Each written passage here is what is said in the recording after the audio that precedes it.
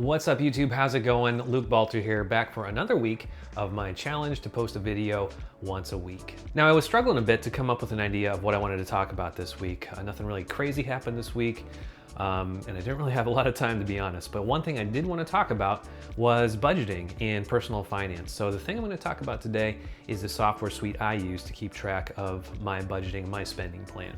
I prefer calling it a spending plan. It's a little better than a budget, because if you do it correctly, it will empower you to spend your money on the things that you value. And I think YNAB does an excellent job of doing just that. So today we're quickly gonna go over the budgeting program YNAB, which is You Need a Budget, which is a great piece of software that I've been using for years now to keep track of my spending and to set up my budget for my personal finances. So let's dig in. All right, so here is the user interface for the YNAB app. I'm on a Mac. You can also access through the web or also on your phone. The main sections of the app are budget and all accounts. So budget is how you're going to be spending and allocating your funds, and all accounts is where you're going to put your bank accounts, your liquid assets, cash, checking, savings accounts, things like that. So let's start there with adding a couple of fictional accounts. So I'll click here, add account. You can connect this to your bank, so it'll pull in transactions automatically. We're not going to do that right now. We'll just click an unlinked bank account. We'll call this savings. And from the drop down, we'll say it's a savings account. And we'll say we currently have $5,000 in there. Success, that's great. We're going to add another account. We're going to do an unlinked again. We're going to say this is my checking account that my direct deposits and everything go into. This is where all my bills get paid, things like that. So let's say we have $1,750 in there right now. If we're good with that, we can click done, and then we will see our accounts over here on the left. So the one thing about YNAB is it's different from standard budgeting in that you only budget the money that you actually have on hand. So we can only budget $6,750. We can't look ahead in the month and be like, oh, well, we're getting 2 paychecks, so we'll have this amount coming in. I can budget that out, so I'm ready for that. You can't do that with YNAB. You're only budgeting the money that you have. So that being the case, let's go do some budgeting. Let's click on budget up here, and you'll see this category line item up here. We can add category groups. Think of these categories, if you're familiar with like the envelope system or something like that, these are just containers that you're gonna put money into, right? So to create a category group, you might say something like life, and under there you can click plus, and we're gonna say, mortgage or rent. That will pop up a category. So this right here is a category where we can tell how much money is assigned, our activity for the month. We're in the month of March right now, and how much is available. So say I know before I get paid next time my rent's coming due and it's $800. I can put in $800. So it's going to tell me I have $800 available, and it also took down my ready to assign cash right up here. So this $5,950 is all I have left to assign before I get paid next, or more money comes into one of these two accounts. So you would go through here, create categories or envelopes or containers for all the things that you think you might need and that you're going to spend money on this month.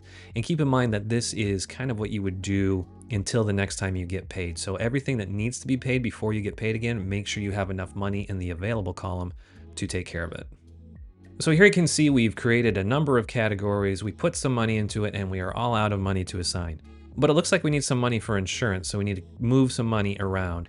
And it's really easy to do here if something comes up or you need to move money around. You can either click on something here and it'll say move how much stuff. So let's say I need to move $250 to one of your other categories. So come down here to insurance, click OK, and boom, you're funded there. You can also, in your assigned value, you can just hit like the negative button, say I want to take $250 out of there. Click enter, and now you have $250 to assign up there. Same thing, you can put plus $250 and put an extra $250 in there, and you're all good. Each category, you can come over here to the right. It'll show you information about it, your available balance, how much you spent last month, things like that, average spending. One of the things I like best about it is you can pick a category, say Christmas. We all know Christmas comes every year and we need to start saving for it. So what we can do is we can come over here and create a target for Christmas, and you're gonna say, a custom, I want $2,000 set aside by December of 2015, right? So we can come over here, before December 25th, 2025, we need $2,000, and we're gonna click Save Target. So it'll tell you based on the date that we're in how much more you need this month to get to your target by the end date. So you can say, we're only at 50 bucks. That's not going to get us there. So it's going to say we need 150 more this month. So let's go ahead and move $150 from insurance over to Christmas.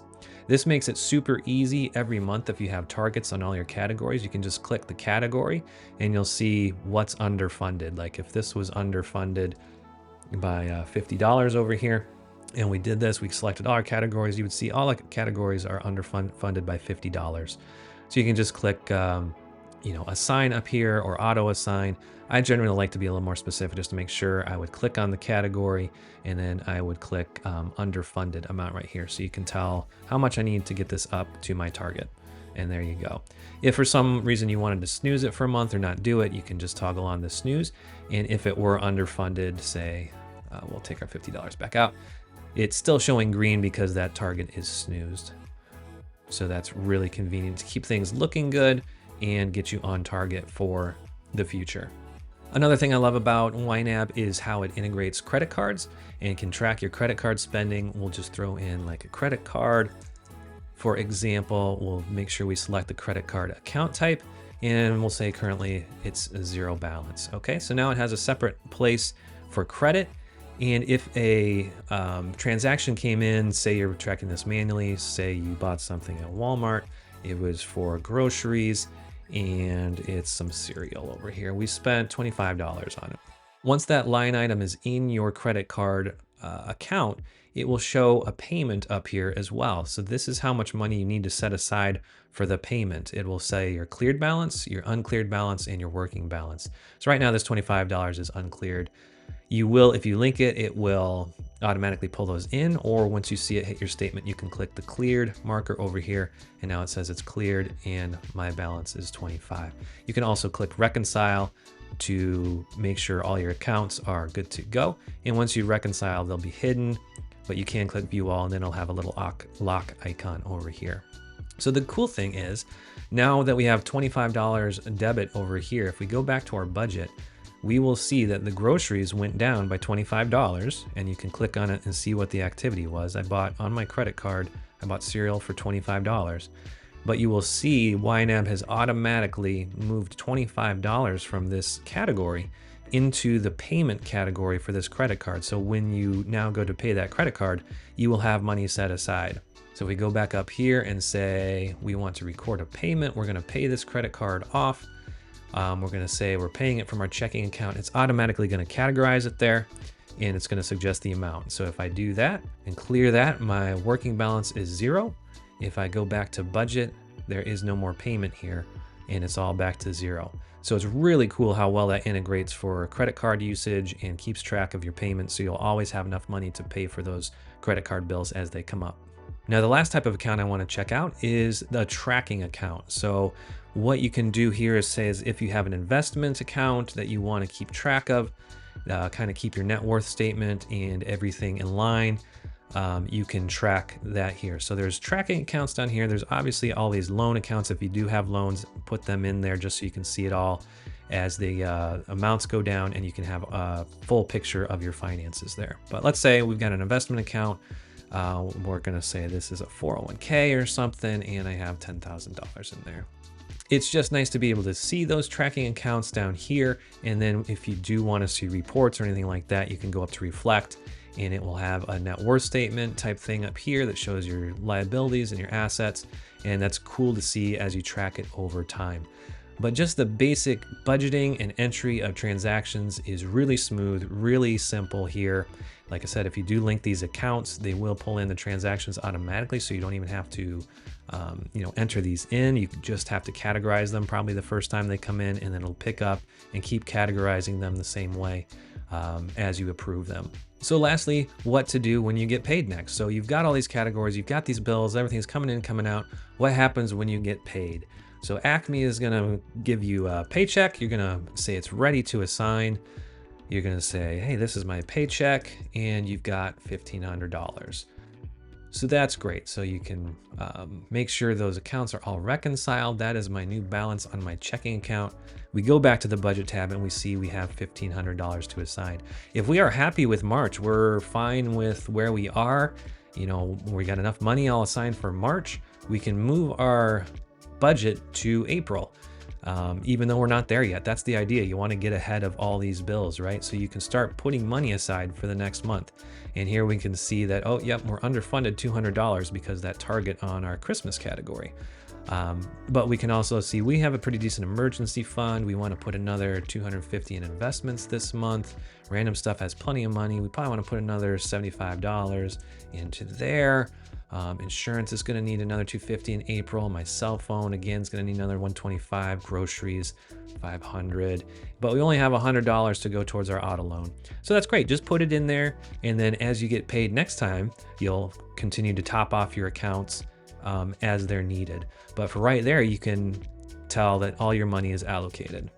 One of the tenets of YNAB is to age your money. So you do want to budget your money as far out as possible so that you're really, when you get there, you're spending money that you earned maybe a month, maybe 2 months ago. And you will start getting an age of money icon up here in the top right as you progress through YNAB. And it'll show you how long you have that cash in your accounts before you start spending it. Overall, YNAB is a great tool for tracking your finances, for budgeting, and just keeping you on track for your goals. So I highly suggest you check it out. There's tons of resources on YNAB itself, or here on YouTube, you can find tons of tutorials as well.